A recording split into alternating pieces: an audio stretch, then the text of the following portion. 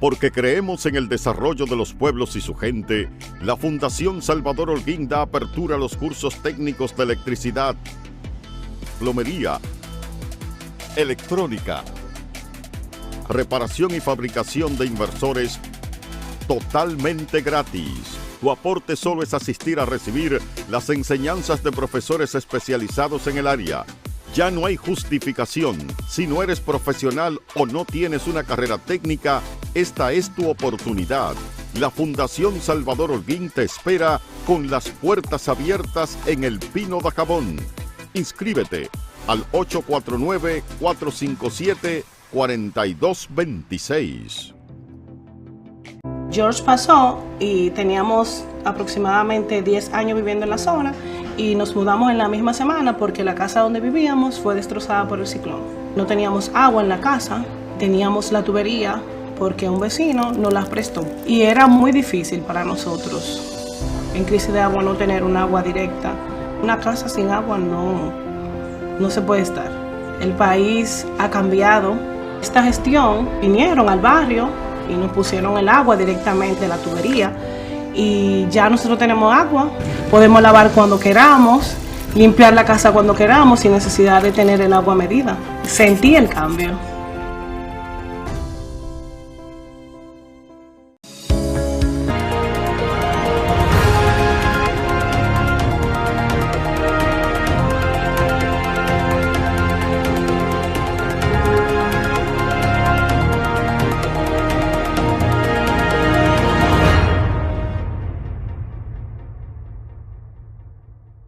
Hi everyone, thank you. Thank you for being here with us. I am truly honored on behalf of the Adam Smith Center for Economic Freedom to have this conversation with President Leonel Fernández of the Dominican Republic. We're going to have this as a conversation, but any great speaker deserves a great introduction, so Professor Eduardo Gamarra will do the honor of introducing President Fernández. Eduardo. Thank you very much. Welcome to all of you. We're going to have President Fernández give us his vision of something that interests our class very much, Mr. President. I have with us a course called The Politics of Latin America. Most of the students here are undergraduate students, but with a great interest in Latin America. So I've known Dr. Fernández for, in fact, we were reminiscing this afternoon, about 40 years. And I guess that's saying a little bit about how, about our age. But I've known the president for many, many years. Had the privilege of working with him on a number of different important projects, and a lot of them in relationship to our university.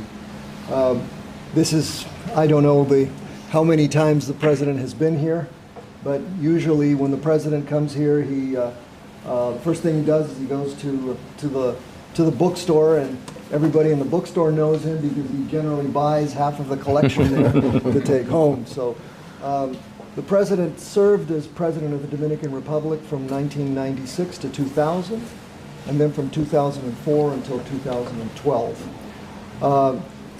He also is the founder of a very, very important think tank called the Global Foundation for Development and Democracy, based in Santo Domingo, but which has offices in several places.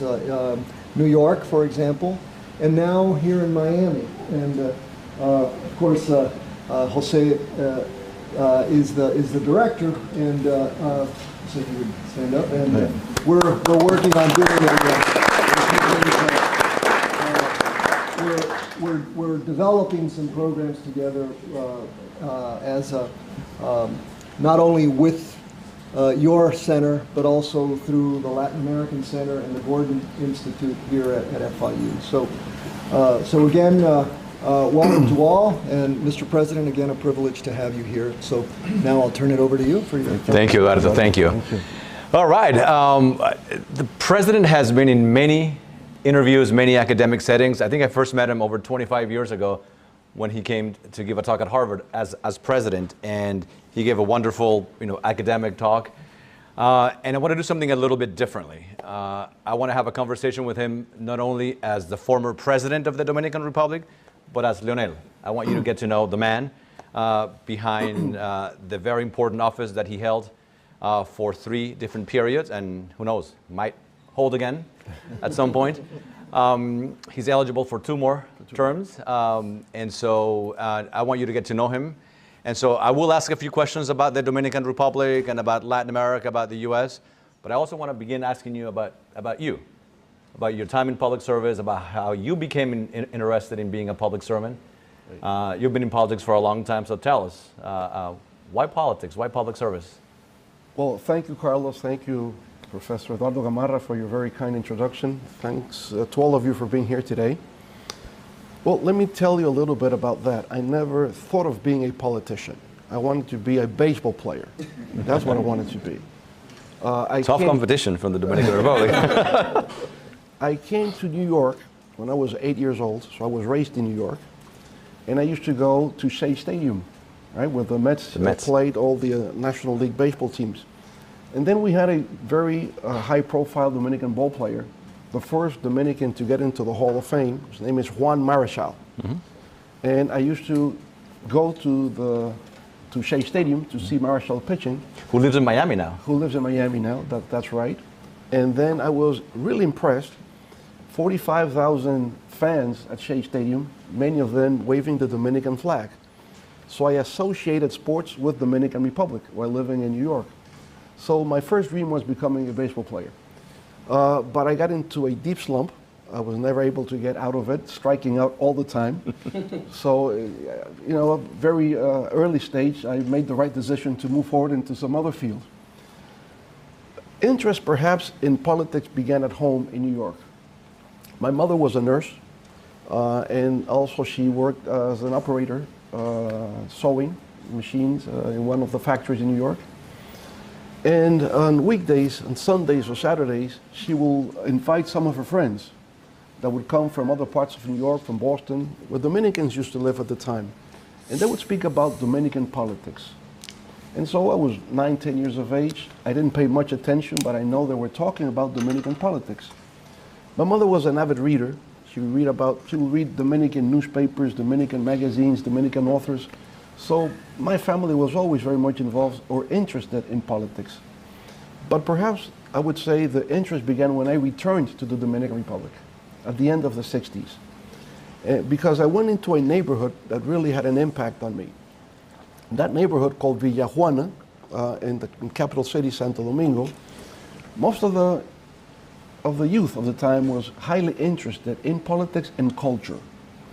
So just about every night, they would go in the neighborhood, outdoors, and speak about different topics, basically about Dominican politics.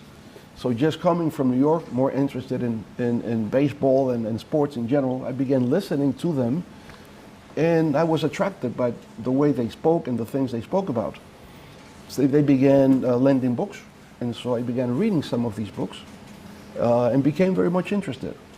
I was beginning high school years. Most of these youngsters were already in college, and so they had an influence, creating an interest about Dominican politics. Of course, there was a natural environment to be interested in politics in the Dominican Republic at the time.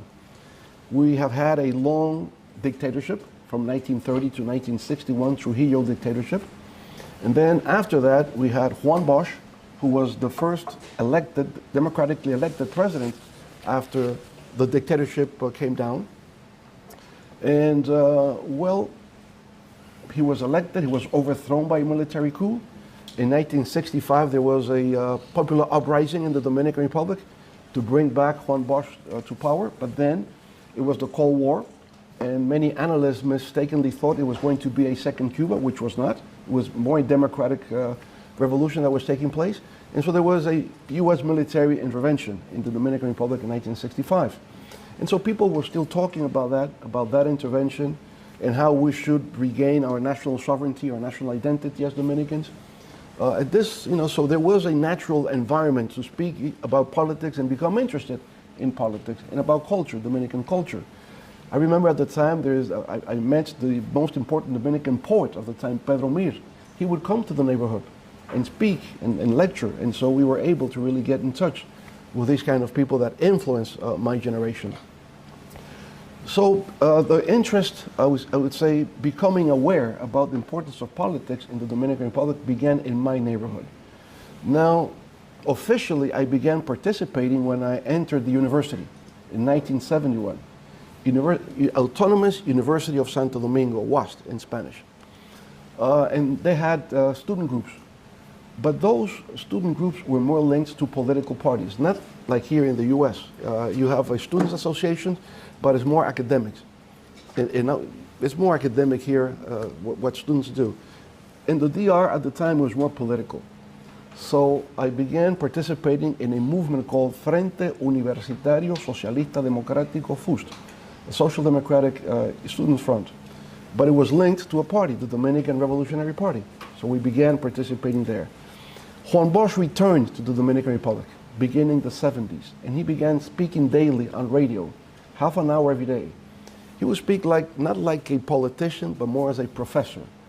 So I began listening to him, reading his books, and that's how I got more involved into politics at the beginning. You mentioned briefly baseball.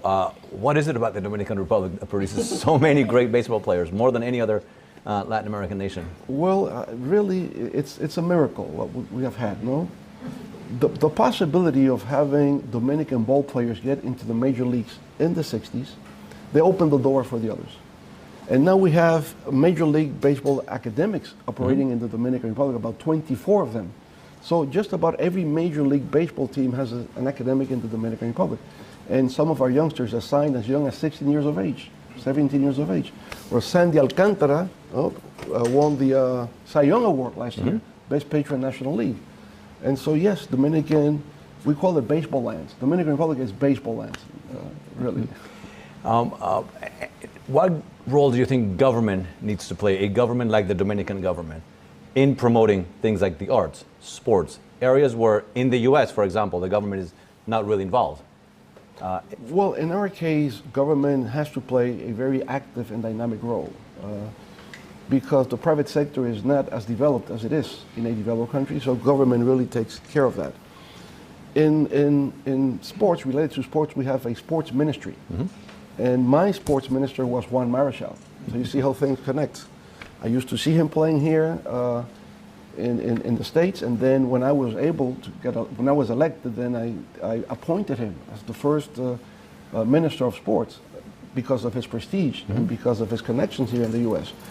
And I would say Dominican Republic is not only good in baseball, we're good in volleyball, we're very good in boxing, we're very good in softball, in martial arts, in football now. Well, we're beginning. We don't have a Pelé there yet, but eventually. Not yet.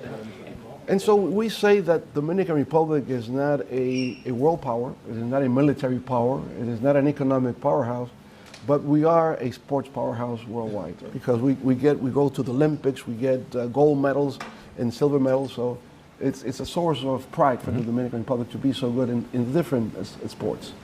Another area where the Dominican Republic really has excelled is in stability. For decades, the Dominican Republic has been remarkably stable politically, but also economically. We have a lot of students studying Latin American politics, and they would know that we have some regimes in Latin America that are politically stable, but economically unstable. Others that are politically unstable, but economically fairly stable. I think Peru comes to mind. Others that are politically unstable and economically unstable. Right. But the Dominican Republic is a model of political stability and economic stability. Since you were president the first time, there have been presidents of other parties, yet the macroeconomic stability has been remarkable. You welcome foreign investments regardless of who's in charge. What is the secret to that Dominican stability, both political and economic? Right. We have gone through stages. Right after Trujillo's death, our main goal was freedom and democracy. We had the first experiment, as we said before, but it failed. The Bosch regime, the coup d'etat, the military uprising, it failed. Then we had Balaguer, Joaquin Balaguer, who has become a legend in Dominican politics. He governed from 66 to 78. Into his 90s. until his 90s and blind. Yeah, and blind. And blind. So we had a blind president in the Dominican Republic. But brilliant man, great scholar, magnificent public speaker, like no one else. He would quote on the Greeks and the Romans out of the top of his head. So a very, very highly educated, cultivated man. As any politician, history will judge finally, but my belief is that it's more positive than negative, what he did for the country. Those 12 years, there was economic growth. The economy was expanding, even though politically it was semi-authoritarian, I would say that. So modern democracy in the Dominican Republic begins in 1978. We had free and fair elections at the time.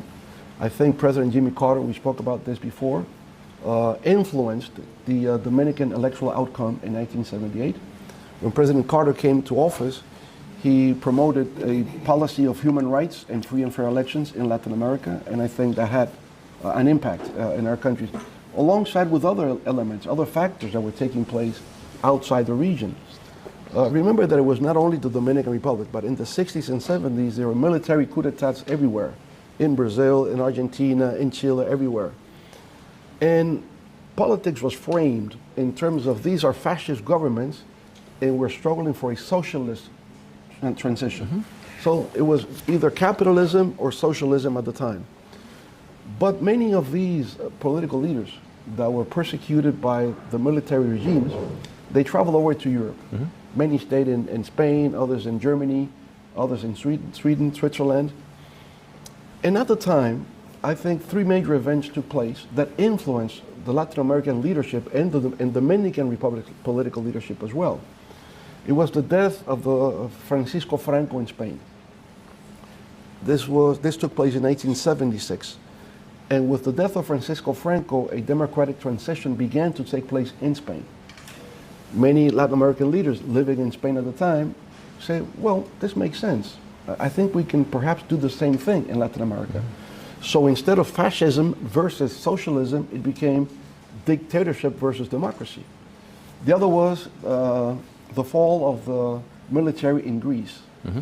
And at the end also the fall of the family, the Salazar family in Portugal, right?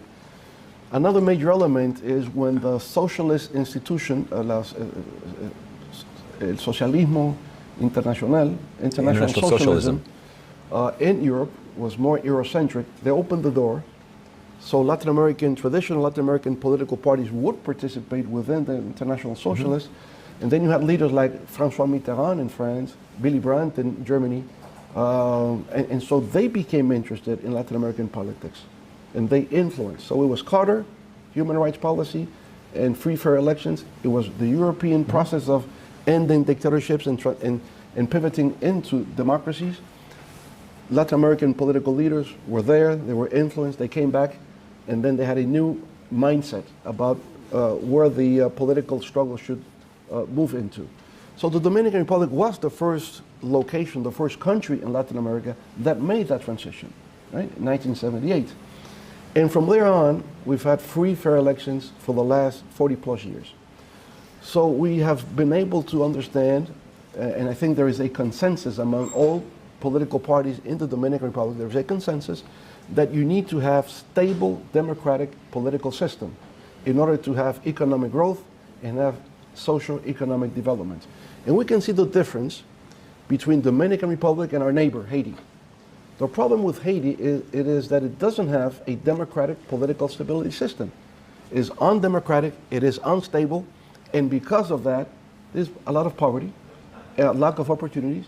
And so we see that the solving current problems in Haiti needs to go by first stabilizing politically, creating democratic institutions. So if you have that, there will be confidence in investing in the country. Mm-hmm. Private, local investments, foreign direct investment in the country. And then we were also making a transition in terms of economic development. Dominican Republic, as just about every country in Latin America, were export-led countries. In our case, sugar, coffee, tobacco, etc. In the 70s and 80s, then there was a transformation more into a service-oriented economy. So we began promoting tourism, free trade zones. And free trade zones is manufacturing, but more export-led. So in those corporations, you would manufacture apparels, footwear, plastics, medical equipment, etc., and basically export it into the U.S. market on a duty-free basis. Originally, in the 70s and 80s, there was a program called the Caribbean Basin Initiative, CBI. And with CBI, we would export into the U.S. market textiles, apparel, and these other products I was speaking about. They would enter the U.S. market on a duty-free basis, unilaterally. So we didn't have to open our economy to import goods and services from the U.S. Now, in the 90s, at the end of the Cold War, the whole program was changed, and now it's bilateral. So we are part of what is called DR-CAFTA, Dominican Republic, Central American Free Trade Agreement, and because of that, we continue to export into the U.S. market, and now we also import from the U.S. market. Many products also duty-free. So this is how it plays out. So we have tourism and free trade zones and growth within the financial sector, commerce, and this has enabled the creation of an expanding middle class in the Dominican Republic. Another major factor is Dominicans abroad, especially here in the States. We have nearly 2 million Dominicans in the United States. We are 11 Dominicans back home, 2 million more abroad. And it's interesting because in the last census, what we see is that those 2 million, 1.1 million were born in the States, and only now 900,000 migrated to the United States. So what we see as a trend is that looking into the future, we'll have more children born of Dominican parents living in the States.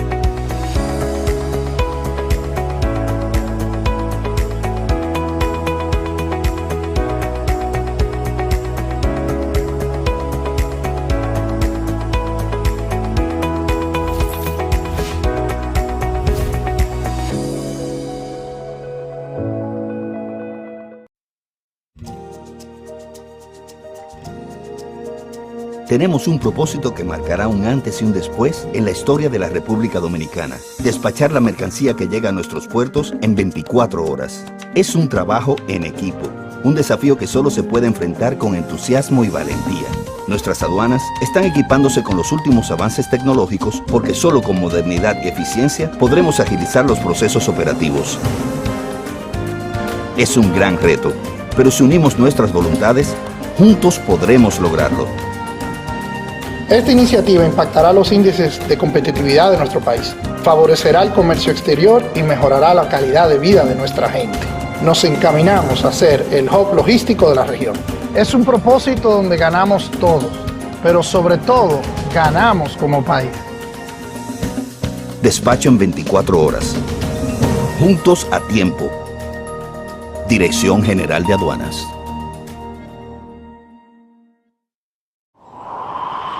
Con la brisita navideña vienen los mercados económicos de Inespre, con los productos básicos de la canasta familiar y los ingredientes de la cena navideña a precios justos, para que tengas una Navidad más feliz.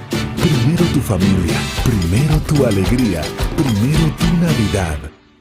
Para cortar el plátano, gire el plátano 45 grados. Con precaución, haga una incisión en la cara de... No. La verdad que a la gente le gusta complicarse. Lo mismo pasa con el banco.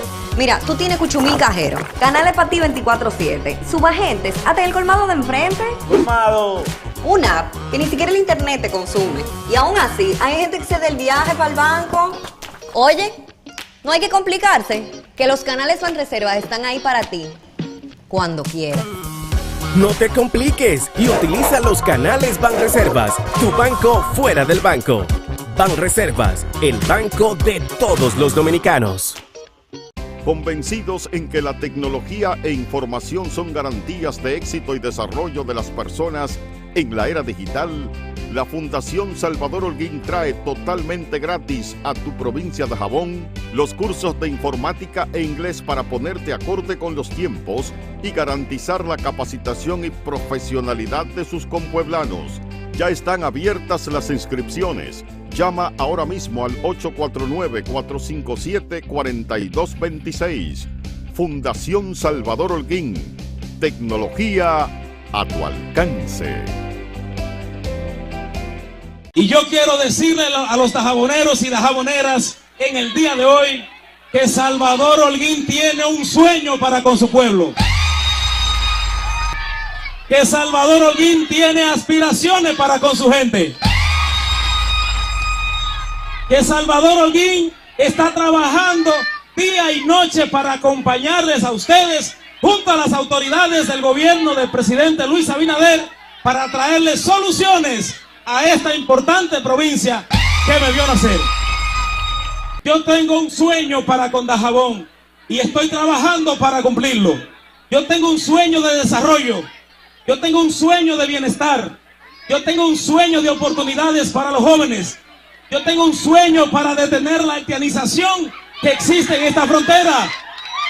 Yo tengo un sueño para evitar la inseguridad. Yo tengo un sueño para la salud. Y yo tengo un sueño con el desarrollo, el bienestar y la prosperidad de los dajaboneros y dajaboneras. Que quede en el día de hoy para la historia que este humilde dajabonero que se llama Salvador Holguín está con ustedes, seguirá con ustedes y trabaja con ustedes junto a las autoridades de esta provincia de Dajabón.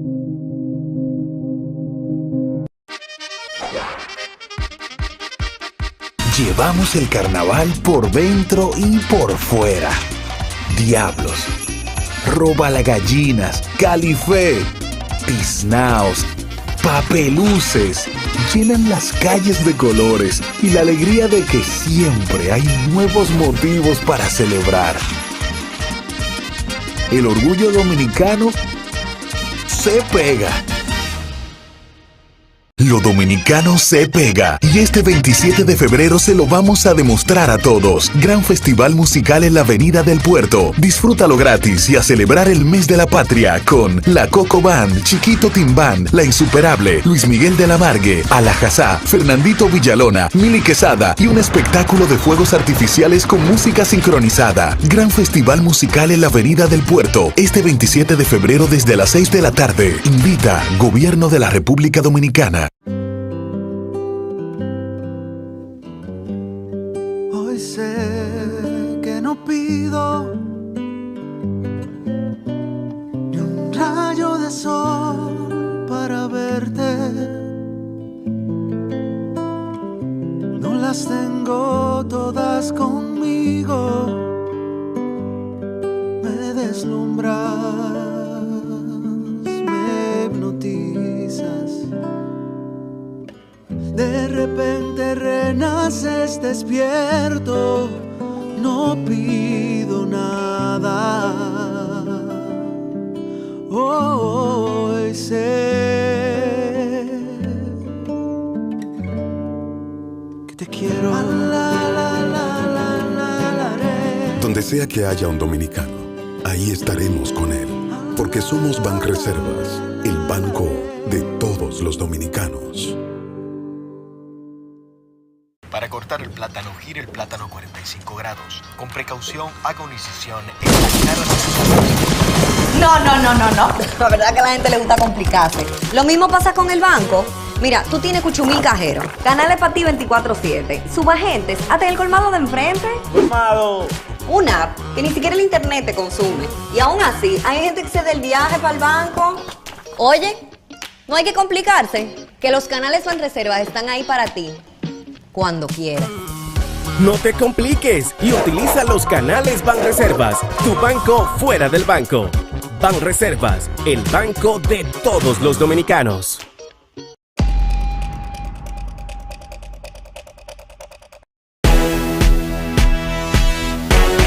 Ponle tú también pilas nuevas a tu negocio con Expo Fomenta Pymes Banreservas. Aprovecha tasas desde 12.95%, ofertas en comercios aliados, charlas, talleres de educación financiera, premios y mucho más. Expo Fomenta Pymes Banreservas. Hasta el 15 de mayo. Cupo limitado. Más información en banreservas.com. Banreservas, el banco de todos los dominicanos. They send financial resources to the families and to the ties back home. Last year was record. $10 billion were sent by Dominicans living here to Dominicans at home. So it's tourism, it's free trade zones, it is remittances, and traveling, and all this has made a tremendous transformation into the Dominican Republic. You mentioned the military dictatorships. For a couple of decades, you had a bunch of military dictatorships in Latin America. Then beginning in the 80s, we see that democracy began to arrive in many of these areas that had dictatorships, and we saw a new wave of democracies emerge all over Latin America. And so there was a lot of promise for democracy. People believed that democracy was the solution to Latin America. Now what we're seeing is that there's a bunch of regimes throughout Latin America that were elected initially democratically, Cuba, the clear exception, but others that were initially democratically elected regimes that have gone the authoritarian route and that have tried to remain in power repeatedly, whether you call them populist or different type of regime, most of them on the left. Do you think democracy has lost its luster? Are we seeing a return, maybe not to authoritarianism the old-fashioned way through dictatorships, but a new type of authoritarianism emerging in Latin America? In a way, yes. Even though I think democracy still prevails, in general terms, I would say those with authoritarian inclinations are the exception. Just about the rest of the countries are more democratically centered. The rule of law, constitutionalism, I think that prevails still today. Now, the thing is, who comes into power nowadays depends on global trends, global economic trends, and the influence they're having in the electoral political cycle in Latin America. This is something relatively new. We've always known that there is a correlation between economics and politics. If the economy is doing well, and the government tends to be reelected. If there is a downfall in the economy, most likely the opposition will come into power. But that used to be on the local terms. Now it's globally. Global economic trends define political electoral cycles in Latin America. So when the Democratic left, I should call it, is not the armed left. It's not a revolution. They came elected by the people, no? This Democratic left or center left in Latin America came into office due to the recession that began to take place in 2001. That's what explains that Lula won the elections in 2002 and all the others, because there was an economic situation that was having a negative impact. There was rising prices in foods specifically, unemployment, a lot of marginalized people in the urban areas. So that enabled Democratic left parties to come into power. Now they were lucky enough that once in office, China began growing at 12% average annually, something extraordinary. And China began demanding natural resources that we have in the region, oil, natural gas, copper, soybeans, etc. So China was buying all of these products. And so for the first time, these governments, especially in South America, were having enough resources that they can invest in social policies. So they were investing more in education, investing more in healthcare. And so people were, I would say, supporting massively these governments. They got reelected many times. They had an enormous popularity, right? And it took a whole decade, from 2003 to 2013. And they call this the golden decade economically in Latin America. But beginning in 2014, it was the other way around. So China began lowering its economic growth. There was less demand of commodities coming from Latin America. And from 2014 to 2019, the year before the pandemic, there was a downfall in Latin America's economy. It only grew 0.5, while in the previous decade, from 2003 to 2013, it grew 5.5%, then a downfall to 0.5%. And so those governments that came into office or that were in office, they lost the upcoming elections. So in the last 14 elections that has taken place in Latin America, from 2014 to 2022, all governments have lost elections, with the exception of Nicaragua, because the president jailed all his opponents. So every one of them. Every one of them, right? So he didn't win in a fair way. So this is. So you think it's cyclical? It's cyclical. I think politics is like a pendulum. It's like a pendulum in Latin America, more dependent nowadays of global economic trends. In our case, the Dominican Republic, we're more connected to the U.S. We're more connected to the U.S. system. If the economy is doing well in the U.S., then it has a positive impact in the Dominican Republic. For example, what is taking place at this moment? Because of stimulus programs put in place here in the U.S. after the pandemic, consumers are buying more here in the U.S. If you go to shopping malls, you see people buying all the time. If they buy shoes, if they buy clothing, most of this is manufactured in countries like the Dominican Republic. So employment has risen in the Dominican Republic due to U.S. consumption, right? So this is helpful. But at the same time, there is inflation. And if the Federal Reserve increases rates, Dominican Republic has necessarily to increase rates at the same time.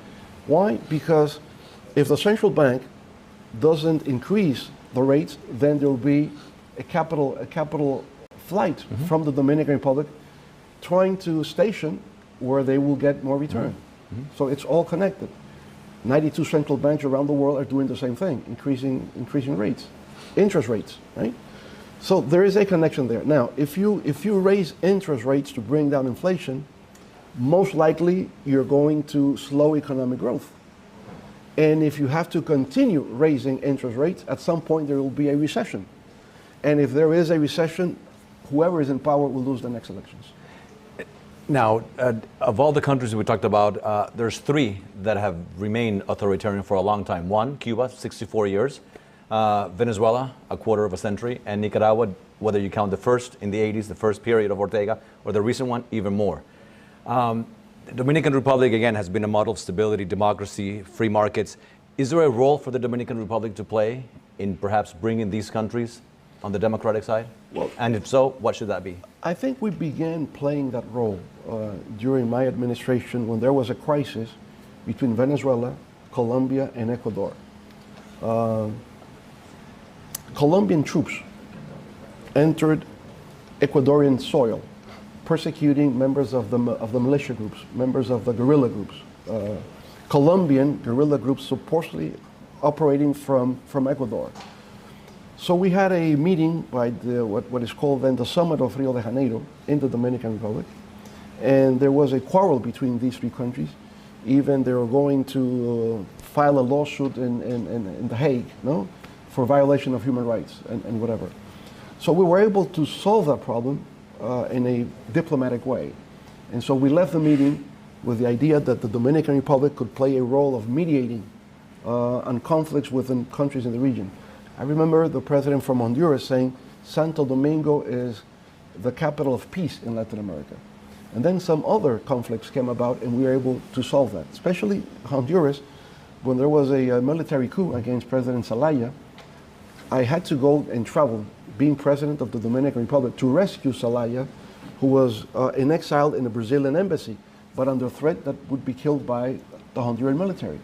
And so we were playing the role of mediating conflicts in the region. But successive governments have not, been up to the occasion, and I think we have abandoned the idea of being neutral in order to solve problems within the region that no one else could solve, because there's, in some cases, lack of trust on OAS, the Organization of American States. They don't trust what takes place there. They say it is influenced by the US and Canada. They want to have something more Latin American. And there is no resource, there's no, I would say, third party on which you can rely to solve these conflicts that come about now and then among And so going forward, what do you think the Dominican Republic can do to bring democracy to these three countries in particular? Well, we can only show our example. The Dominican Republic has progressed, that we have modernized our country with democratic political stability, and that's the only way that can be done. And I think people are beginning to understand that. Because I would say this, Carlos, right from the Declaration of Independence of our countries at the beginning of the 19th century, the goal always was to establish democratic regimes. But we were never able to. The 19th century was always a struggle between caudillismos in different places. We never were able to, with some exceptions.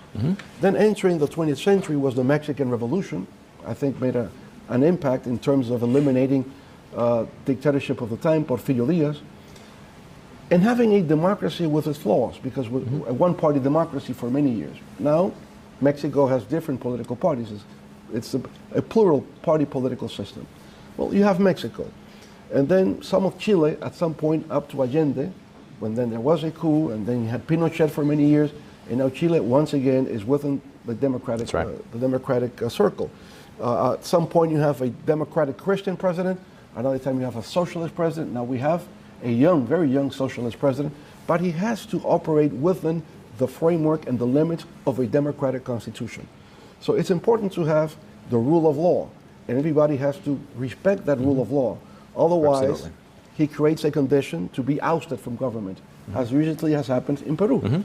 When the president came out, he said he was going to dissolve the Congress. He couldn't step out of the door. Right. I think it was a self-inflicted coup that took place in that occasion. So with Cuba, we have to perhaps understand the historical moment. Cuba really was never democratic. Cuba was the last country to achieve independence at the end of the 19th century, 1898. And Cubans felt that they were mediated by the U.S. The U.S. played a very active intervening role in Cuba, and so Cubans never understood there was really a democracy there. Juan Bosch, my mentor, lived in Cuba for over 25 years as an exile, and he was a consultant to President Carlos Prío Socarrás, the only democratic president prior to the revolution in 1959. So the revolution in Cuba took place in a moment where there were many other dictatorships in the region, and there was no democratic path to overcome those regimes. So Fidel Castro led the revolution in Cuba in 1959. Some Dominicans participated in that revolution with Fidel Castro. The revolution in Cuba triumphed in January 1959, and we had an expedition, a military expedition, coming out of Cuba in June 1959, 6 months later, with people that were trained and participated in the guerrilla with Fidel Castro coming to the Dominican Republic to overthrow Trujillo, the 14th of June movement. So at the time, when the Cuban Revolution took place, the idea was there's no other way, because the democratic path has been obstructed. We have to do it by revolution. And so Fidel was seen as a hero in Latin America at the time. When Juan Bosch was overthrown by a coup d'etat, and then there was a popular uprising in 1965, and U.S. military took over, people of my generation that began participating in politics, they thought that the only way out was going to be through a revolution. So the revolutionary phenomenon is something that must be understood in the context of the historical process at the time. Now, once you are able to get into power through the democratic system, revolution doesn't make sense. So revolution has become something obsolete. The revolution that's taking place nowadays in the 21st century is the revolution of knowledge, science, and technology. And that's the only way that we can also move forward in Latin America, through knowledge, through science, through technology transfer, so that we can increase our productivity, our competitiveness in international trade, and create a volume of wealth that, well distributed, will make our countries modern countries in Latin America and around the world. You mentioned China very briefly.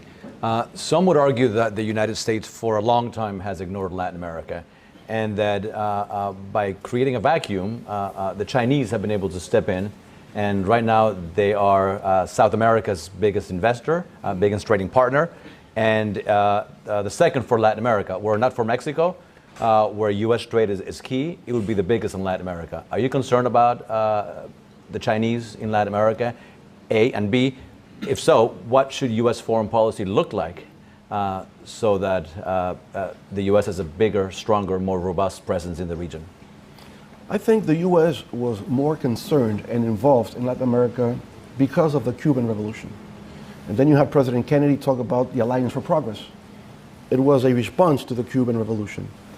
But then in the 1980s, as the dictatorships gave way to democratic governments, I think there was a neglect from the U.S. Policymakers in terms of the importance Latin America had for foreign affairs, for the U.S. foreign affairs. I think there was some sort of neglect in understanding the importance of Latin America. Now, the Chinese began coming into the region more the 90s and the beginning of this century, especially in South America. And I would say this neglect or indifference came more from the economic side. U.S. multinationals began abandoning Latin America. They thought that Latin American countries were too small, not enough population to buy goods and services from the U.S. U.S. companies, on the other hand, began going to China, investing in China, right? The industrial belt up in Northeast, I know that because we have many Dominicans living, for example, in Providence and Lawrence. This used to be manufacturing places, no? Ghost cities nowadays. Those companies went to China. And they went to China because they saw China had a huge population, 1.4 billion, so they're going to be consumers, they're going to buy American products manufactured in China. Dominican Republic only has 11 million people, not enough population to buy goods and services for America. So all these companies left, or the majority of these companies left. You don't find one U.S. company doing infrastructure development in Latin America. I don't know of anyone. And so Chinese companies began overtaking U.S. market in South America, not in the Caribbean.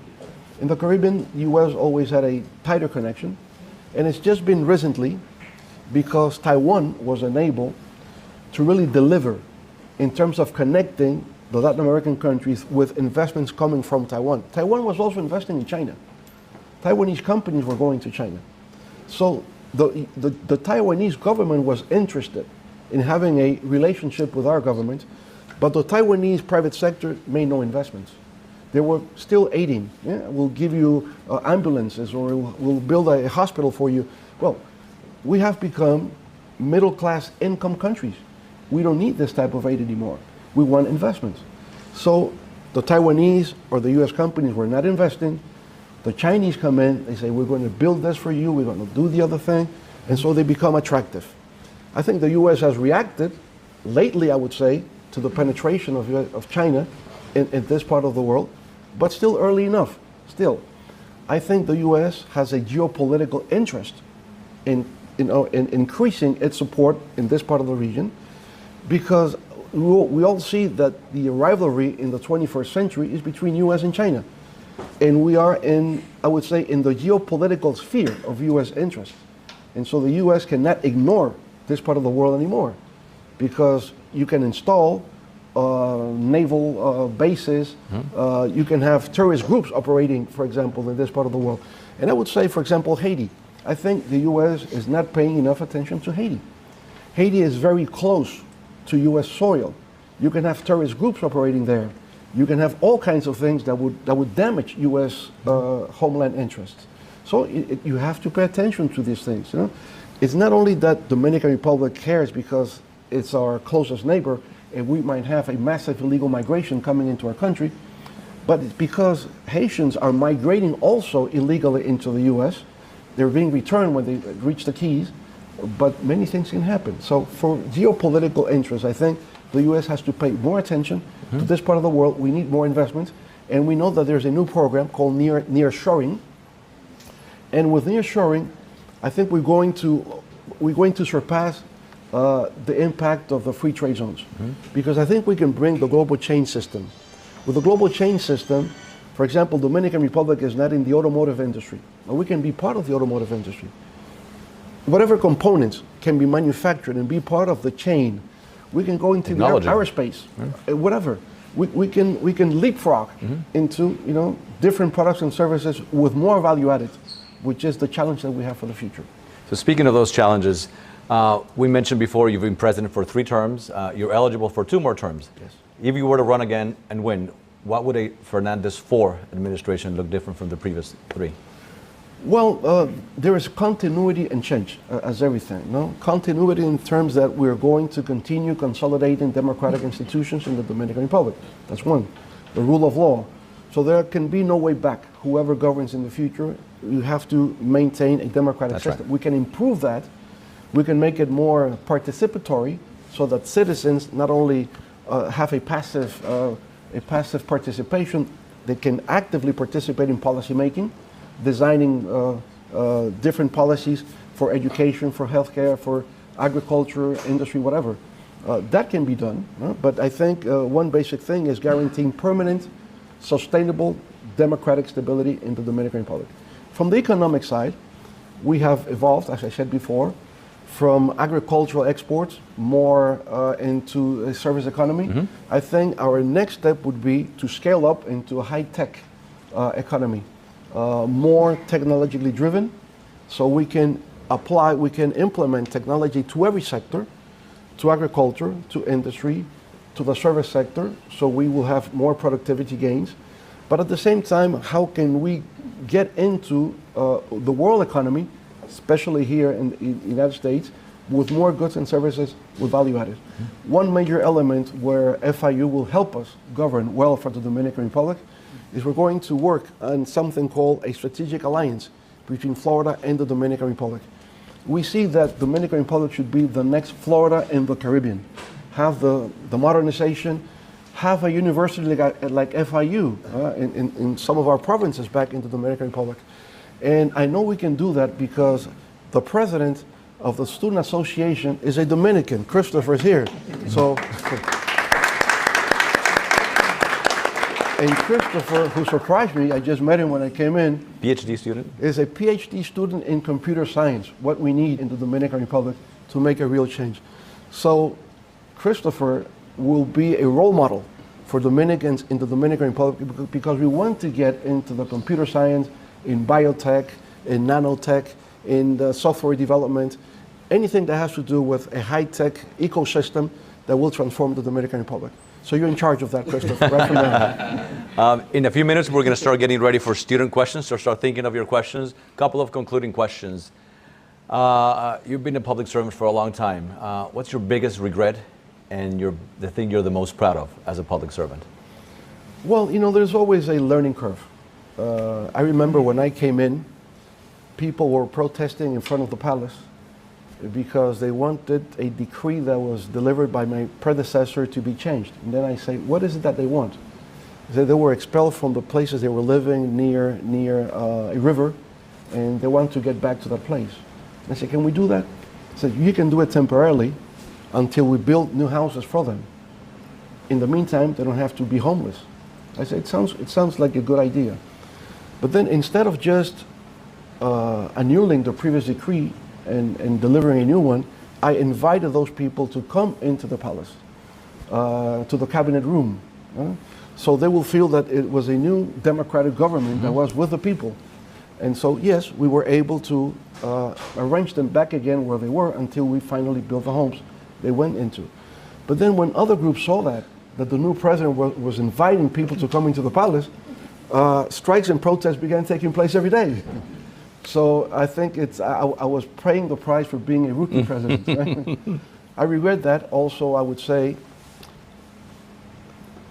salaries were very low at the time when I got into salaries for public servants. So I began taking the pressure to increase those salaries. And I made the mistake to do it before the end of the budget, the fiscal year. And people said that wasn't fair, that was governing for the elites and not for the people. And so I regret that, but it was a lack of knowledge, it was a lack of experience. And so we were able to solve that. Your biggest accomplishment? Biggest accomplishment? If you have to choose one. I would say when I inaugurated the Santo Domingo Cyber Park, because I saw that as the wave of the future. Mm-hmm. That dream has not been fully fulfilled, but I think with the Technological Institute of the Americas and the Cyber Park is converting that into a technological corridor of the Americas, that we will do in our partnership with the state of Florida.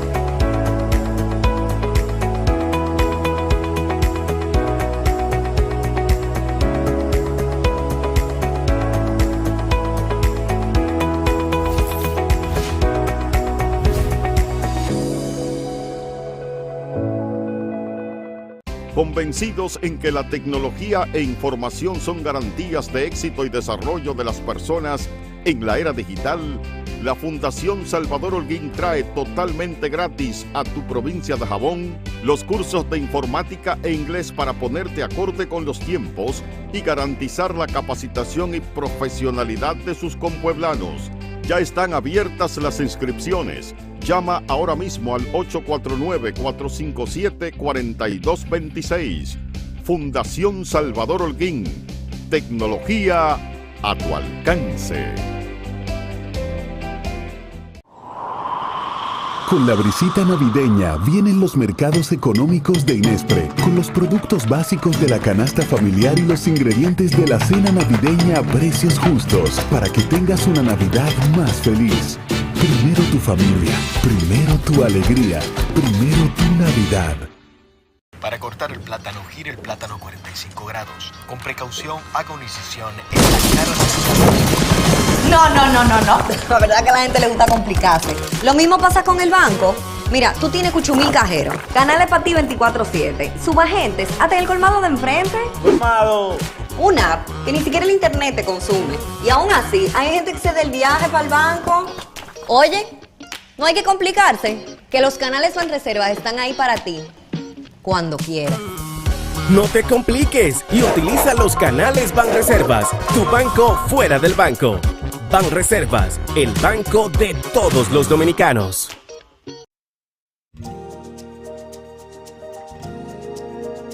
Tenemos un propósito que marcará un antes y un después en la historia de la República Dominicana. Despachar la mercancía que llega a nuestros puertos en 24 horas.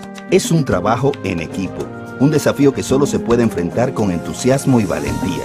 Nuestras aduanas están equipándose con los últimos avances tecnológicos porque solo con modernidad y eficiencia podremos agilizar los procesos operativos. Es un gran reto, pero si unimos nuestras voluntades, juntos podremos lograrlo. Esta iniciativa impactará los índices de competitividad de nuestro país, favorecerá el comercio exterior y mejorará la calidad de vida de nuestra gente. Nos encaminamos a ser el hub logístico de la región. Es un propósito donde ganamos todos, pero sobre todo ganamos como país. Despacho en 24 horas. Juntos a tiempo. Dirección General de Aduanas. Papá, yo estoy harto ya. Yo lo que quiero es que quiten el toque de queda. Poder salir a la calle a cualquier hora, janguear, comerme un chimi. Este es Kelvin, el único que falta por vacunarse en el barrio. Llegarle a todos los coros, ya está bueno. Ajá, todos estamos cansados. Que quiten el toque de queda, depende de nosotros. Si no nos vacunamos, no lo van a quitar. Porque nos jodemos. Bueno, vacúnense ustedes porque yo no. Súbeme la música ahí. Interrumpimos este programa para anunciar que tendremos que seguir con el toque de queda, porque falta una sola persona por vacunarse. En verdad lo que yo estaba diciendo es que yo me voy a ir a vacunar. Ok, dale. Ayuda al país a abrir negocios, empleos, abrazos, libertad. Vacúnate, refuérzate, ya. Lo dominicano se pega y este 27 de febrero se lo vamos a demostrar a todos. Gran festival musical en la Avenida del Puerto. Disfrútalo gratis y a celebrar el mes de la patria con La Coco Band, Chiquito Timbán, La Insuperable, Luis Miguel de la Margue, Alajazá, Fernandito Villalona, Mili Quesada y un espectáculo de fuegos artificiales con música sincronizada. Gran festival musical en la Avenida del Puerto. Este 27 de febrero desde las 6 de la tarde. Invita Gobierno de la República Dominicana. Llevamos el carnaval por dentro y por fuera. Diablos, robalagallinas, califé, tiznaos, papeluces, llenan las calles de colores y la alegría de que siempre hay nuevos motivos para celebrar. El orgullo dominicano se pega. Y yo quiero decirle a los dajaboneros y dajaboneras en el día de hoy que Salvador Holguín tiene un sueño para con su pueblo. Que Salvador Holguín tiene aspiraciones para con su gente. Que Salvador Holguín está trabajando día y noche para acompañarles a ustedes junto a las autoridades del gobierno del presidente Luis Abinader para traerles soluciones a esta importante provincia que me vio nacer. Yo tengo un sueño para con Dajabón y estoy trabajando para cumplirlo. Yo tengo un sueño de desarrollo, yo tengo un sueño de bienestar, yo tengo un sueño de oportunidades para los jóvenes, yo tengo un sueño para detener la haitianización que existe en esta frontera. Yo tengo un sueño para evitar la inseguridad, yo tengo un sueño para la salud. Y yo tengo un sueño con el desarrollo, el bienestar y la prosperidad de los dajaboneros y dajaboneras. Que quede en el día de hoy para la historia que este humilde dajabonero que se llama Salvador Holguín está con ustedes, seguirá con ustedes y trabaja con ustedes junto a las autoridades de esta provincia de Dajabón. Para cortar el plátano, gire el plátano 45 grados. Con precaución, haga una incisión en la cara de... No. La verdad que a la gente le gusta complicarse. Lo mismo pasa con el banco. Mira, tú tienes 8,000 cajeros, canales para ti 24/7, subagentes, hasta el colmado de enfrente. ¡Colmado! Una app que ni siquiera el internet te consume. Y aún así, hay gente que se da el viaje para el banco. Oye, no hay que complicarse, que los canales Banreservas están ahí para ti, cuando quieras. No te compliques y utiliza los canales Banreservas, tu banco fuera del banco. Banreservas, el banco de todos los dominicanos.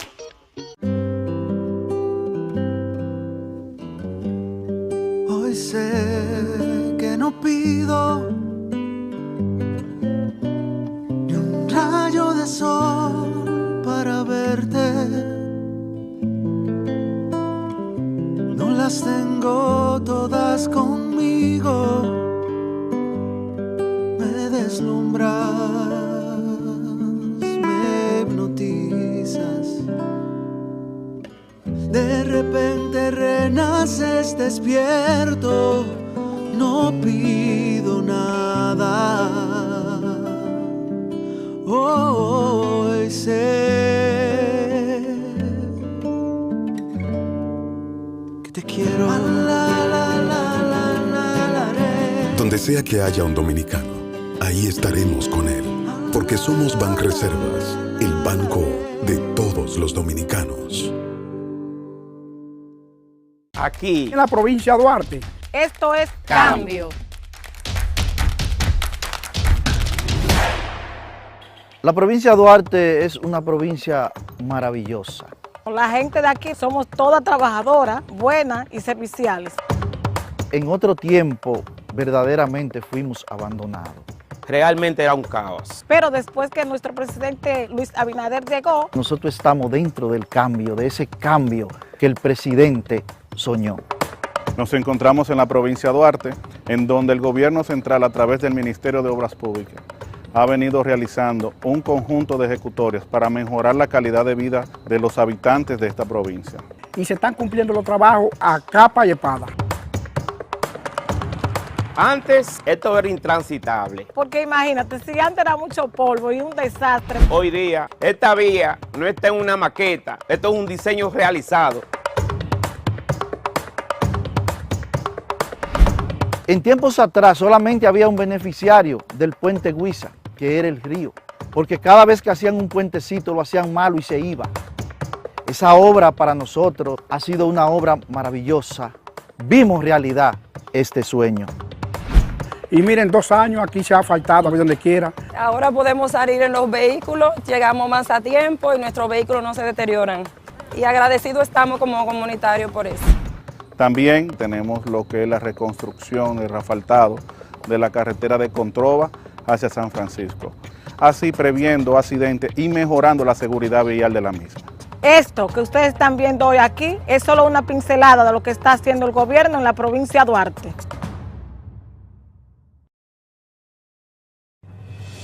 Lo que San Cristóbal necesita se está haciendo. En menos de 3 años, lo que se prometió se está cumpliendo. Mejoramiento Acueducto San Cristóbal. Proyecto de reparación del Centro Médico del Primer Nivel La Palmita. Instituto Preparatorio de Menores Refor. Fase 2 de Dominicana se reconstruye. Trébol de San Cristóbal. Planta de tratamiento de aguas residuales. ¿Y ahora que falta mambo? Porque pensamos en todos, empezando por ti. Esto es cambio. Gobierno de la República Dominicana. Aquí, en la provincia de Santiago, esto es cambio. Imagínate tú, no es fácil. Nadie nos hacía caso. Después de tener más de 12 años en la comunidad abandonada, nuestros barrios que daban pena. Claro, el cambio se siente desde ya, desde que Luis Abinader tomó la rienda de nuestro país.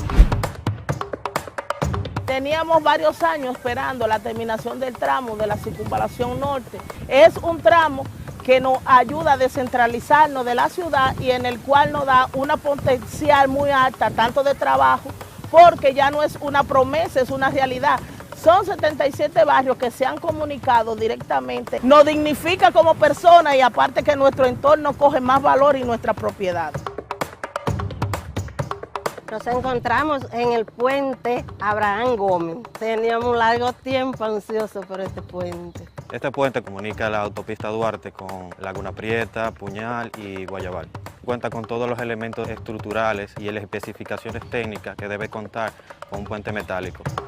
Desde el 2008 no se le daba un remozamiento a esta arena y estamos más que agradecidos tanto como santiagueros y como presidente de la Asociación de Baloncesto de Santiago. Los santiagueros estamos orgullosos de esta gestión porque se siente el calor del gobierno ayudando a su gente. Esto es cambio. En Los Ríos estamos ejecutando una obra que se llama el saneamiento pluvial y sanitario de la cañada de Arroyo Hondo. Hemos alcanzado ya el sellado de la cañada. En los 35 años que tengo viviendo aquí, primer presidente viene aquí a la cañada. Desde que empezaba a llover estaba todo el mundo de pie y con la cama amarrada en soga. Teníamos una precariedad con esta cañada, eso era insoportable. Una vez uno a las 12 de la noche tenía que levantarse a ayudar a los vecinos, a meterse al agua porque se inundaba todo. Llegó el cambio al sector de nosotros Los Ríos, ya prácticamente eso ya está pasando a la historia. Ya no le decimos cañada, le decimos la ex cañada. Nosotros tenemos ya un presidente que se duele por nosotros, que nos ha escuchado. Mucha diferencia. Ahora cuando llueve uno se siente asombrado porque ni siquiera ve el agua cruzar. Está uno prácticamente en un paraíso. Se resuelve un problema de salubridad, se resuelve un problema de derramamientos de agua, de crecida de las cañadas. Alcanzar lo que hemos hecho en esta etapa, esto es cambio. Ya los niños juegan, no tenemos susto de que está lloviendo y vamos a tener que salir corriendo de aquí porque lo estamos disfrutando bastante, nos sentamos en la tarde, nos recreamos. Ya todos los domingos, los fines de semana lo vamos a compartir todo en familia aquí, ya ustedes saben que...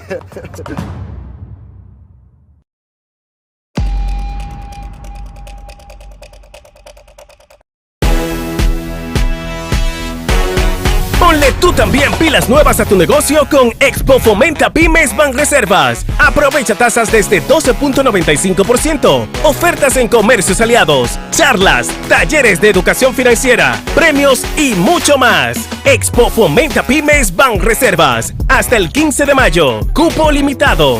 Más información en banreservas.com. Banreservas, el banco de todos los dominicanos. I saw that as the wave of the future. That dream has not been fully fulfilled, but I think with the Technological Institute of the Americas and the Cyber Park is converting that into a technological corridor of the Americas that we will do in our partnership with the state of Florida. The metro. Ah, the metro. Yes. Well, thank you for remembering that. Yes. When we built the metro system, is a subway system in the Dominican Republic. Nobody thought we could do it. They said this is something for developed countries, not for countries like the Dominican Republic. And we did it with Dominican engineers. They built the subway. When we inaugurated the subway, the metro, it was a day of pride for the Dominican Republic. We saw the flags everywhere. And even in New York, people in their apartments were hanging the Dominican flag in sense of pride that we were able to build a subway system in the country. Thank you for remembering that to me. At the center, we're developing a leadership program to study leadership in collaboration with the College of Business, and we have a scholar of leadership here. In your opinion, briefly, what makes a great leader? Thinking about the people. It's not about you, it's about the people. So if you have that always focused, that you're working to improve the life of your fellow citizens, and it's a great personal sacrifice, then you might become a good leader. You have to listen. You learn by listening. You have to understand the particular things that really interest people. You have to be a people's man in order to become a leader. So we began talking about you as a public servant, and I want to conclude with a question that I ask every leader that comes into the center. We have a lot of young students here, tons. And I'm sure many of them want to be public servants one day. But they read the news, they look at what's going on around them, and all they see is the negativity surrounding public service, politicians, the corruption, the scandals. What do you tell them to become, why should they be public servants? What words of advice would you give them if they really want to be public servants, but they're turned off by what they read or see on television? Well, you know, I would say being a politician, especially in Latin America nowadays, is always serious business, and is perhaps even dangerous because your reputation is always on the line. But there is also a sense of honor serving your country, right? And if you get that honor bestowed upon you, and you can really make a contribution and be able to transform the country, I mean, there's no more honor than that you can get. On a personal level, if you're someone who is seeking knowledge and experience, there's no other place that you can gain more knowledge than being a public servant. Because politics has to do with everything. If you become a medical doctor, you only know about medicine, and you only know about your area of expertise. If you become a lawyer, you stick with civil law, or you're a trial lawyer, but you don't know much more about that. But in politics, you know about everything. You know about healthcare, you learn about education, you learn about agriculture, you learn about just about, so your interest for life opens up for you. It enlightens you to really, you understand the world better, you understand human nature better. So nothing is more transformative than becoming a public servant on the personal level. So if you're looking back and looking at young Leonel, the high school student, and you have a choice of being a baseball player, Hall of Famer, or president, you would have chosen the same? I would have preferred being a baseball player. I'm still stuck to it. I'm still stuck to it. All right. So let's open it up for questions. I'll ask if we can have the students go first. So, yes, right here. Yes. Okay. So, hello, everyone. Say your name and where you're from. I'm Zolo Batista, born and raised in the Dominican Republic. Moved here almost 3 years ago to pursue my bachelor's here in finance and economics. Mr. President, a pleasure to have you. Basically, I just wanted to ask you, because I had the chance to be an intern in the Ministry of Finance this last summer, and I will be heading to JP Morgan as soon as I graduate to be in the investment banking division. And we're low-key heading into a recession, so I just wanted to know what measures and actions would you want to take if and when you get elected you basically become president for the stability of the banking system, especially in the Latin America industry. So for the next questions, we're going to have a microphone only for the benefit of people watching online. Right. Well, let me tell you, we have a very financial stable system in the Dominican Republic, as you well know. The last banking failures took place 2003, and ever since, many measures were taken and implemented to have a trustworthy and stable financial system. Now, you never know. Look what's happening here now. There recent failure by 2 banks, and there's a lot of concern that it might spread and affect other banks here in the States or even in Europe. So we hope it doesn't happen, because it's always a catastrophe when you have these financial fall downs. But I think with your experience, what you're doing here, and what you're planning to do at JP Morgan will be of great interest for the Dominican Republic, because we are connected to the financial international system. We're always issuing bonds, we're increasing our debt, and if we have Dominicans who are knowledgeable about how the global financial system operates, you can better represent the interests of the Dominican Republic. So I congratulate you. So we have in computer science and now in finance, I think the Dominican Republic is heading for a very prosperous 21st century. Okay, Christopher? Yes. Okay. Go here. The microphone right behind you. Hello, my name is Ishmael, and I was born in the Dominican Republic. My major is political science, indeed. My question is, in 1995 and 1996, when you were working with President Bouguer and former President Bush, how did it come for you to be the candidate for the 1996 election? How that happened? And also, the next question will be, in 2018, when the Dominican Republic withdrew the recognition of Taiwan, the Republic of China, for the People's Republic of China, you were already an influential figure within the government.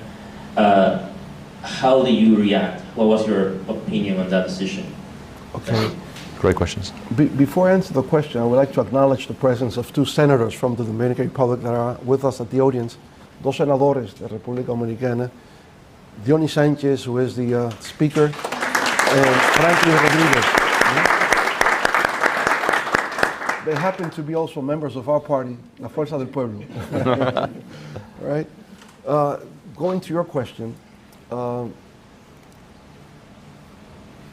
I've never held any public office. I was never a councilman nor a representative or senator as they are. I just came up to the ranks, no? In 1993, I was elected vice presidential candidate with Juan Bosch. And since he was already ailing a little bit, he was suffering from Alzheimer, he wasn't able to really campaign. So I campaigned for him in places that he couldn't go anymore. And so I learned, listening to the people, I learned about what I said before, the very peculiar things that interest people. So if I went, for example, to San Francisco de Macorís, that you know well, what is their interest? Rice production. So people would explain to me about rice, and I would learn a lot about rice production. If I go to the border with Haiti, Montecristi, people export bananas. So they will explain to me what they would be expecting from a new government about banana exports. So you would learn about banana exports just listening to the people there. And that's how it happened. So we had a crisis. The only real crisis, no, we had one in 1992, an electoral crisis, again in 1994. And the next period was lowered to 2 years. So instead of being from 1994 to 1998, it came 94 to 96. And that's how I came in as a candidate in 1996. But it was because I was a vice presidential candidate the year before. My relationship was really with Juan Bosch. He was my professor, I would say. No? In the Dominican Republic, one learns more informally than formally. Here you have the chance to come to a university and you learn the formal way. We learn by doing. We learn in practice. We learn in real life. And I would say being in politics taught me a lot. For example, I became a journalist, but because the party, our political party, had a newspaper. And I would write every week. I would write about economics, I would write about international affairs, but it was never scholarly. It was something that was done, you know, every week, reading, of course, magazines, newspapers, books, whatever, and coaching you someone who was a professional writer. So he would take his red pen and say, you don't write like this, you have to be more specific, don't use adjectives, you always go directly to what you want to say. So you learn, you're trained in practice, and then you see the effect your writing has on people. You say, oh, I read your article, I find it very interesting, I learned a lot from what you said. That's the way we learned, that's the way it was happening. So with Balaguer, I didn't have that real personal connection, even though because he supported our candidacy, I did become acquainted with him. And my impression of him, as I said before, even though he has a long history that came within the Trujillo regime, and my generation objected him because of that, they always thought, why a man of such brilliance and of such personal qualities was not in exile against Trujillo and stayed in the country supporting a dictatorship. But I think he has been a positive force. At the end, I think history will judge him as a positive force for change in the Dominican Republic.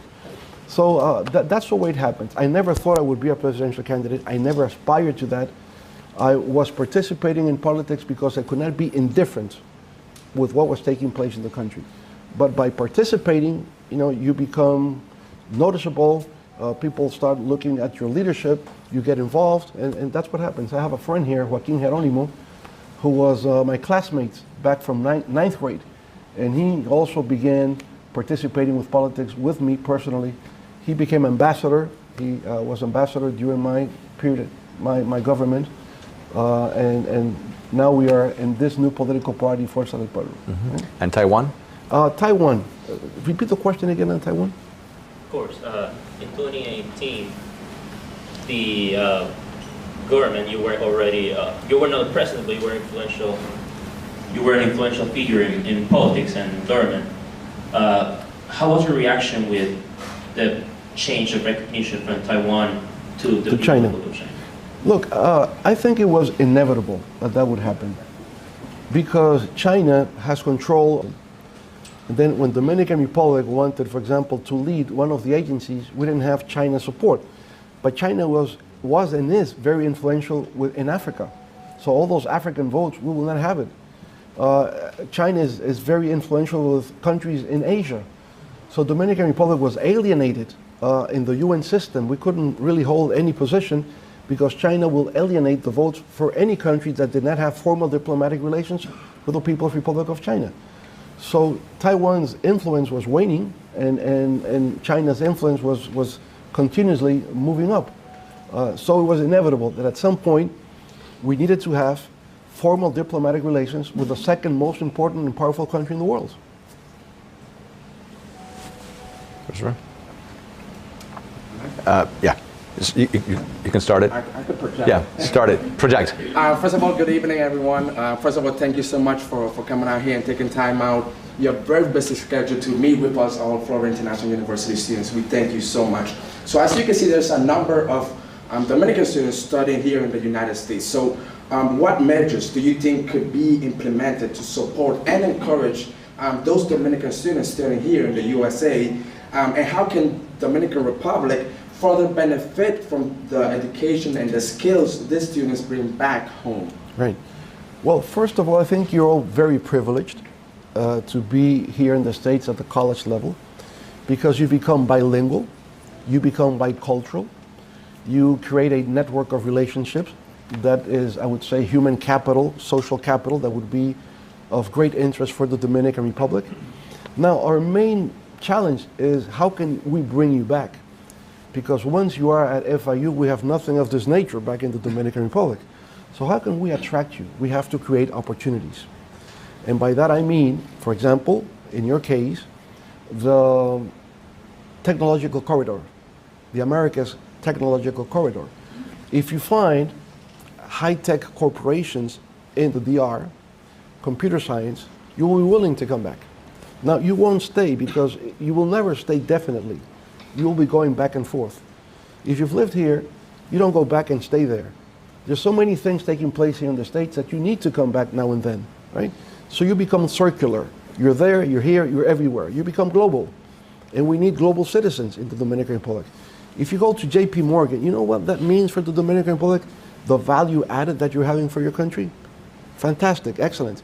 You cannot stay forever here. We need you down there, but you're not going to stay there either. You're going to be around, here and there, but making connections, attracting investors to the Dominican Republic, making of the Dominican Republic a showcase for the world. And that's what you can do. And that's we are aspiring to create that atmosphere for our youth to be part of the transformative process in the Dominican Republic. Mm-hmm. Right? Okay, have time for 2 more questions. We'll do, well, we got 3 hands, so let's do, yikes. Okay, we'll do 1 and 2. Let's see. Go ahead. Then we have to leave. He has a plane to catch. Yeah, okay. So make it brief. And name and where you're from. Good afternoon. My name is Lizzie. I graduated from civil engineering last December, and I'm from the Dominican Republic as well. Civil engineering, okay. And I would like to know, what do you recommend us as a new generation to keep making improvements and to help and serve our country, not necessarily as politicians, but as global citizens? Right. Great question. Well, I think for you, civil engineer here in the States, Dominican Republic is booming in terms of real estate. As a matter of fact, we have an engineer here. His name is Jose Espinal. Jose Espinal is a new generation of engineers in the Dominican Republic from Santiago, the 2nd largest city in the country. And he's part of a movement that is transforming Santiago with new architectural styles. It's glass and steel. You go into Santiago, you see it's a modern city. Little Miami is Santiago because of what they're doing, right? So in your case, I would say stay in touch with colleagues from the Dominican Republic, civil engineers, what they're doing down there. He would like to also bring his colleagues here and invest in Miami, invest in Florida, in real estate. Because if we're talking about integrating Dominican Republic into Florida, integration means many things. It means investments, it means trade, it means finance, it means science, it means education. So if we can bring investors from the DR to invest in Florida, they will accumulate a larger volume of wealth, but at the same time they will learn with the new techniques that are being implemented here. And they will take that back to the Dominican Republic, and we create a bridge between Florida and the Dominican Republic for mutual benefit. It will benefit people living in Florida, it will benefit people living in the Dominican Republic. This is what I think is the wave of the future, building that bridge that can connect us together in the different endeavors in which we're involved, right? In your particular case, young Dominican, professional, living here, you have to read Dominican history. You have to somehow strengthen your national identity. You're global, but you're Dominican. Right? Your Dominican roots has to be strengthened and deepened every time, and that means getting emotionally connected with what takes place in the Dominican Republic. All right, go for it.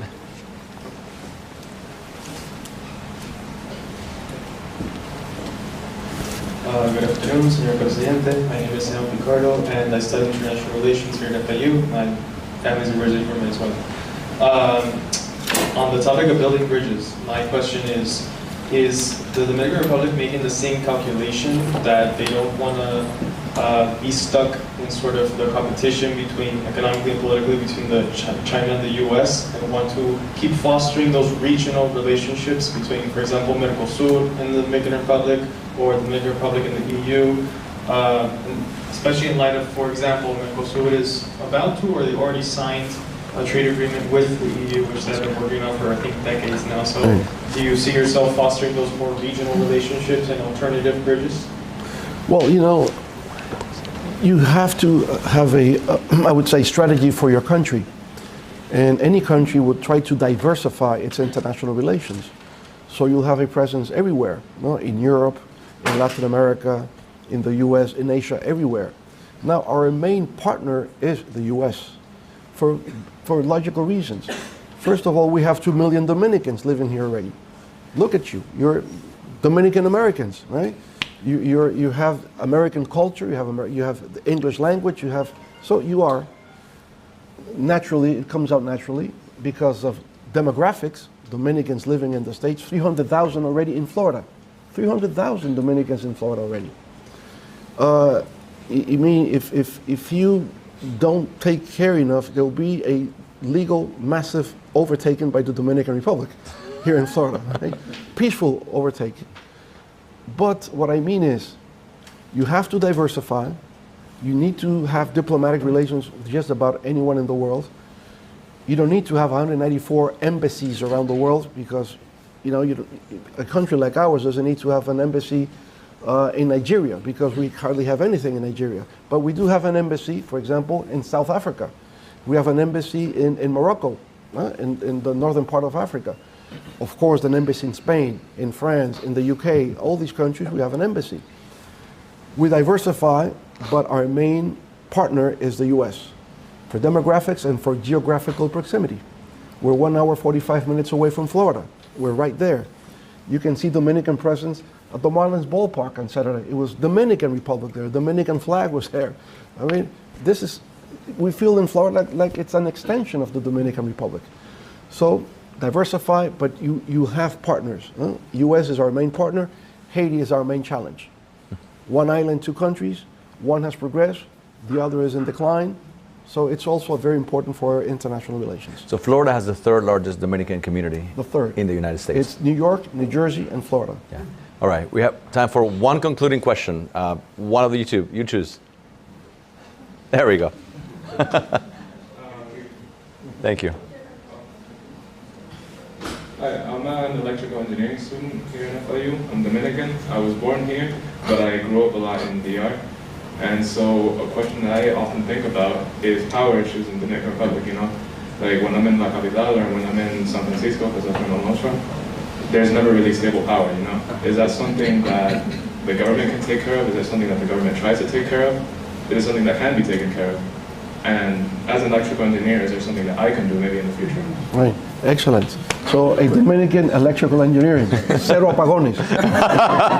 Campaign slogan, huh? Campaign slogan, cero apagones. We have to deliver them. There we go. Yes, I would say this. We have made a lot of improvements in terms of electric power in the Dominican Republic, even though some people do not appreciate it because we still have blackouts. But we have increased our generating power enormously. Transmission lines. Our problem has to do with distribution. And distribution creates more a social problem. We have many people that are incapable of paying the bills. When you're out of the capital city or the urban areas, people live in the countryside, they don't have the means to pay the electric bills. And so that creates an economic problem for the country. So we say we have financial blackouts more than electrical blackouts nowadays.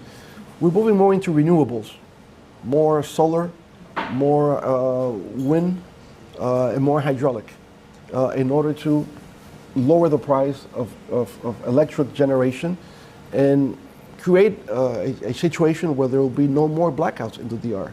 But also blackouts occur because the economy is growing, new buildings are being constructed, there's new demand, and so our capacity to generate goes behind the need for new demand, satisfy the new demand. So if the country is modernizing, the country is improving, moving forward, you need to generate more electricity than we had before. And that generates the need for higher and bigger investments. And but the technical electrical knowledge will be tremendously of great importance in the DR, so we expect you also to be there. Right? Congratulations for your degree in engineering electricity, right? And in his case, born in the U.S. of Dominican parents.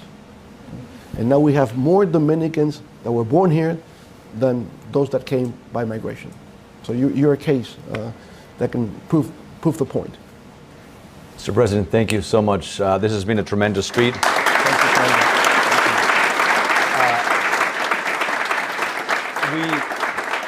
We could be here a few more hours, but you have a plane to catch. You've been very generous with your time. Thank you all for coming, and thank you again for being here with us. It's been a pleasure. Presidente, gracias.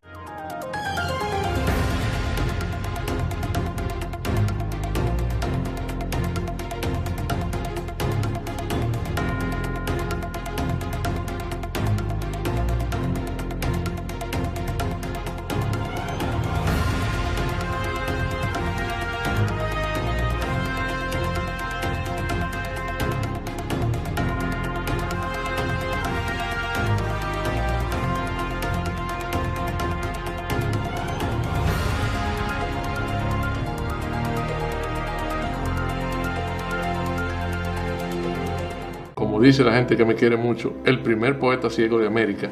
Con la pandemia, yo me vi imposibilitado de salir a proyectar mis obras.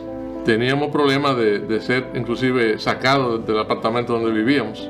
Y decidimos escribirle al presidente.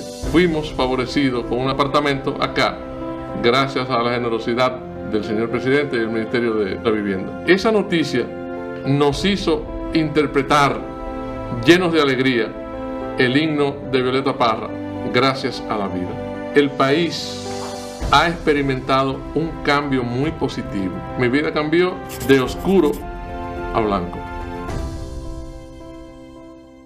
La pandemia fue algo muy monstruoso.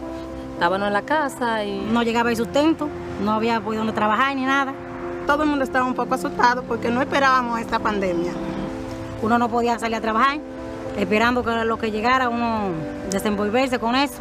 Mi proceso fue por vía de Supérate. Ellos nos llamaron, me inscribí, me gustó el proyecto y acepté. Fue una cosa rápida porque no teníamos experiencia en esto. Yo creo que mi vida va a cambiar para superarme. Mi vida ha cambiado totalmente porque ya yo no tengo el temor de que no voy a llevar el sustento de mis hijos a mi casa. Está cambiando mi vida.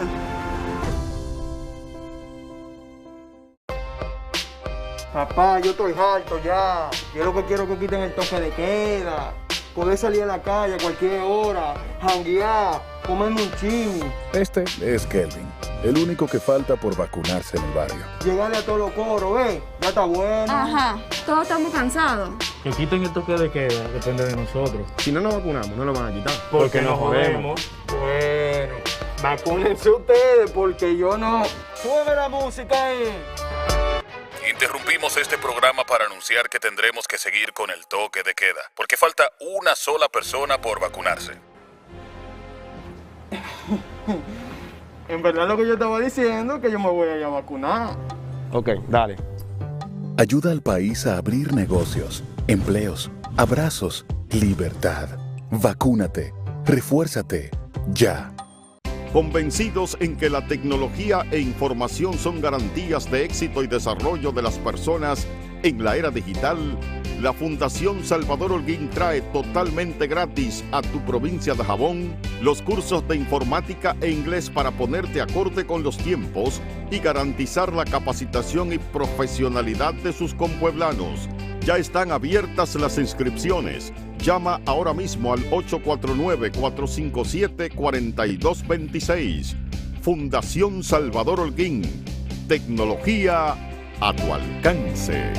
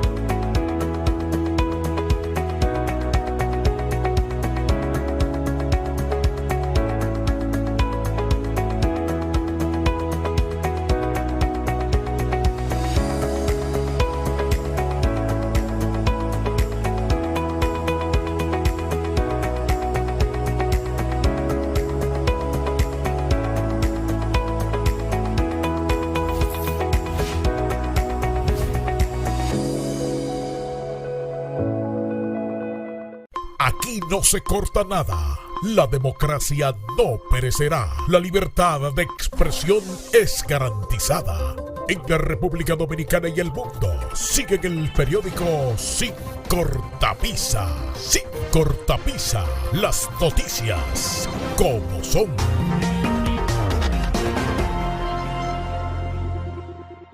Para cortar el plátano, gire el plátano 45 grados. Con precaución, haga una incisión en la cara de su No.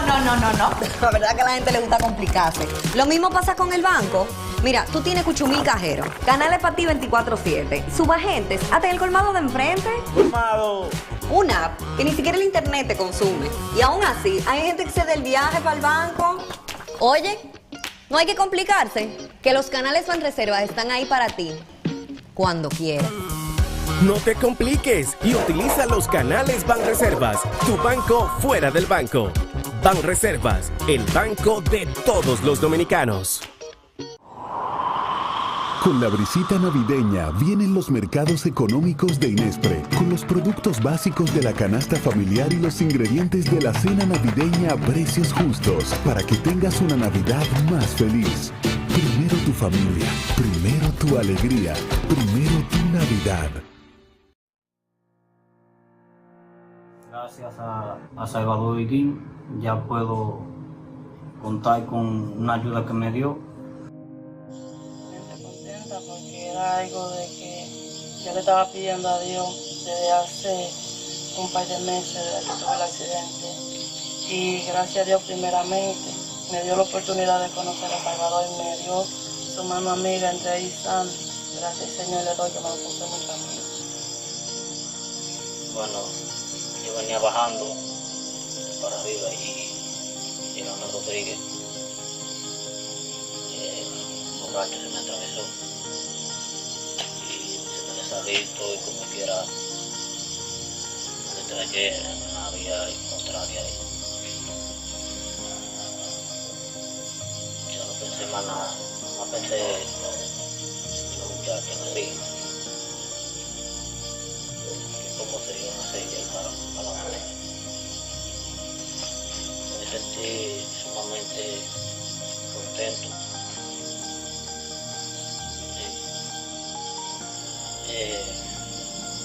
Como te digo, la operación fue todo un éxito, muy bien. Los médicos dicen que hay médicos perros, mentira. Ahí no hay médicos perros.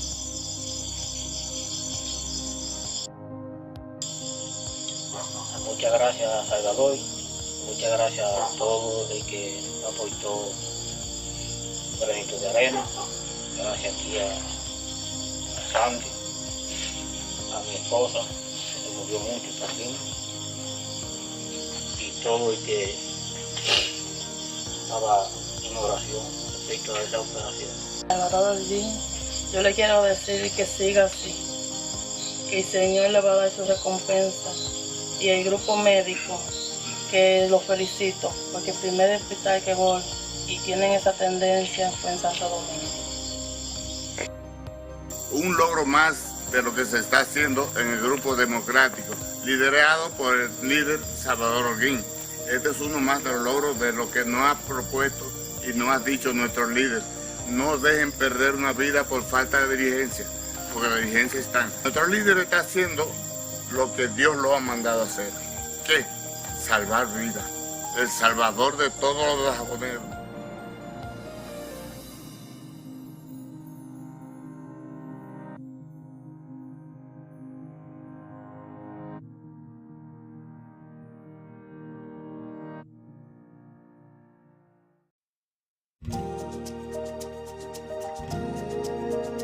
Tenemos un propósito que marcará un antes y un después en la historia de la República Dominicana. Despachar la mercancía que llega a nuestros puertos en 24 horas. Es un trabajo en equipo, un desafío que solo se puede enfrentar con entusiasmo y valentía. Nuestras aduanas están equipándose con los últimos avances tecnológicos porque solo con modernidad y eficiencia podremos agilizar los procesos operativos. Es un gran reto, pero si unimos nuestras voluntades, juntos podremos lograrlo. Esta iniciativa impactará los índices de competitividad de nuestro país, favorecerá el comercio exterior y mejorará la calidad de vida de nuestra gente. Nos encaminamos a ser el hub logístico de la región. Es un propósito donde ganamos todos, pero sobre todo ganamos como país. Despacho en 24 horas. Juntos a tiempo. Dirección General de Aduanas. Porque creemos en el desarrollo de los pueblos y su gente, la Fundación Salvador Higuín da apertura a los cursos técnicos de electricidad, plomería, electrónica, reparación y fabricación de inversores totalmente gratis. Tu aporte solo es asistir a recibir las enseñanzas de profesores especializados en el área. Ya no hay justificación. Si no eres profesional o no tienes una carrera técnica, esta es tu oportunidad. La Fundación Salvador Holguín te espera con las puertas abiertas en el Pino de Jabón. Inscríbete al 849-457-4226. Y yo quiero decirle a los dajaboneros y dajaboneras en el día de hoy que Salvador Holguín tiene un sueño para con su pueblo.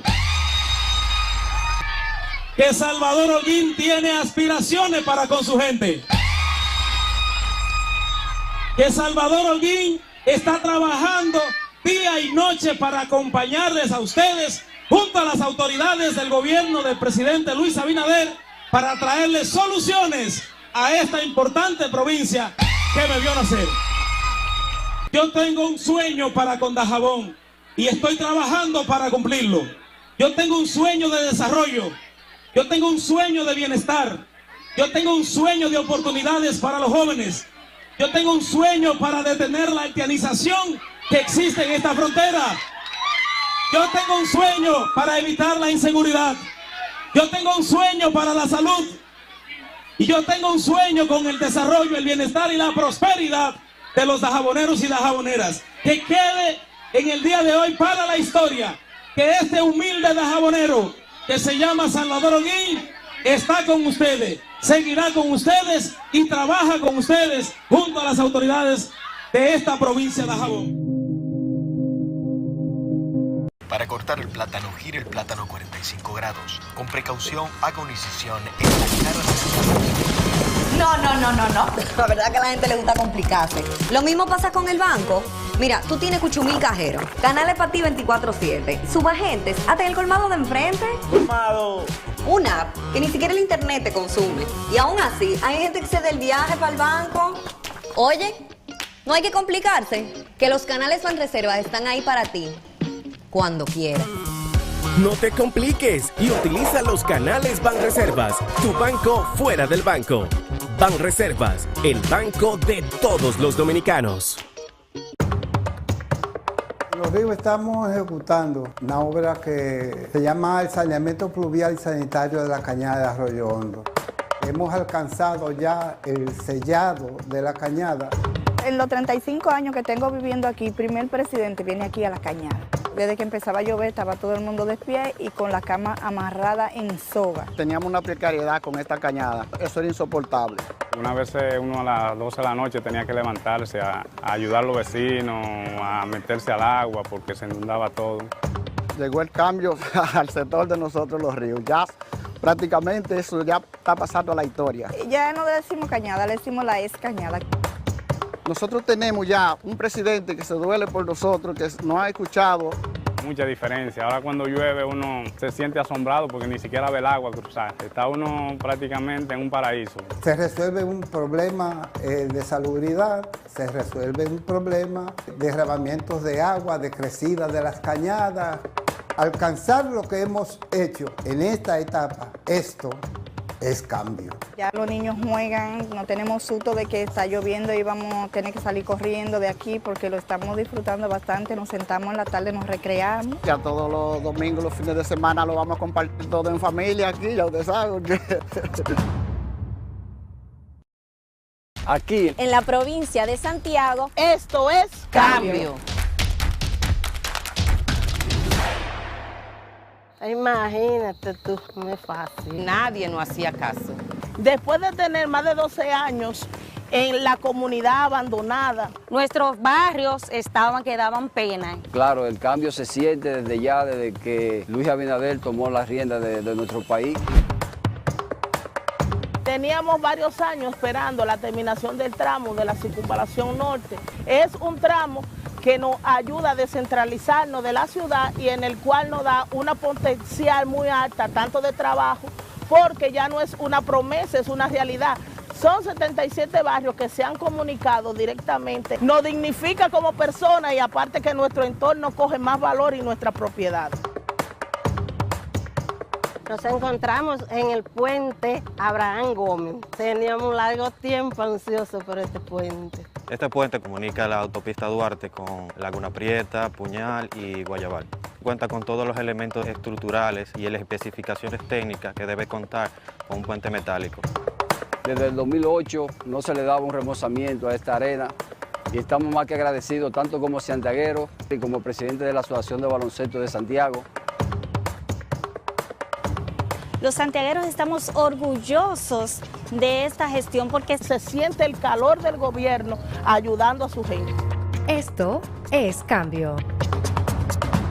Aquí, en la provincia de Duarte. Esto es Cambio. La provincia de Duarte es una provincia maravillosa. La gente de aquí somos todas trabajadoras, buenas y serviciales. En otro tiempo, verdaderamente fuimos abandonados. Realmente era un caos. Pero después que nuestro presidente Luis Abinader llegó, nosotros estamos dentro del cambio, de ese cambio que el presidente soñó. Nos encontramos en la provincia de Duarte, en donde el gobierno central, a través del Ministerio de Obras Públicas, ha venido realizando un conjunto de ejecutorias para mejorar la calidad de vida de los habitantes de esta provincia. Y se están cumpliendo los trabajos a capa y espada. Antes esto era intransitable. Porque imagínate, si antes era mucho polvo y un desastre. Hoy día, esta vía no está en una maqueta, esto es un diseño realizado. En tiempos atrás solamente había un beneficiario del puente Guisa, que era el río, porque cada vez que hacían un puentecito lo hacían malo y se iba. Esa obra para nosotros ha sido una obra maravillosa. Vimos realidad este sueño.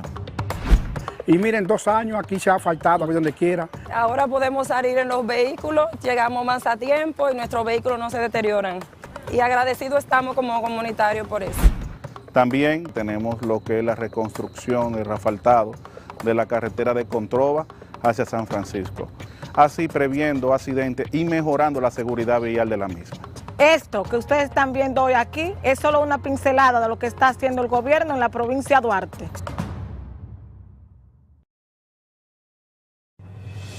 Lo que San Cristóbal necesita se está haciendo.